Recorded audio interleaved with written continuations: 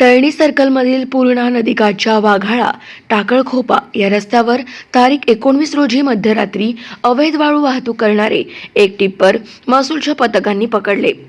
पथक येत असल्याचे दिसताच 3 टेम्पो चालकांनी वाळू रस्त्यावर टाकून पळ काढला व तसेच दिनांक 20 रोजी 8 वाजेच्या दरम्यान वडगाव सरहद येथे एक टेम्पो महसूल पथकांनी पकडला.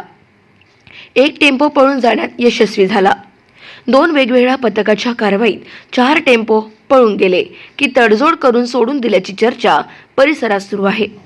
पूर्णा नदीकाठच्या उसवत, कानडी, लिंबखेडा, किर्ला, टाकळखोपा, वाघाळा, खोरवड, भुवनवजर, सरकटे आदी गावातून अवैध वाळू उपसा सुरू आहे.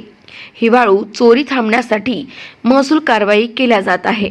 दरम्यान ब्रास वाळू उपसा करून शासनाचा महसूल चोरला जातोय. अवैध वाळू तस्करीसाठी ज्या शेतकऱ्यांनी हे रस्ते दिले त्यांच्यावर आणि ज्या ग्रामपंचायतच्या हद्दीत अवैध वाळू उत्खनन होईल त्या ग्रामपंचायतींवर अवैध गोण खनिज दंड आकारणार असल्याचे उपविभागीय अधिकारी पद्माकर गायकवाड यांनी सांगितले. गाव माझा न्यूजकरिता बाळू गायकवाड, मंठा, जालना.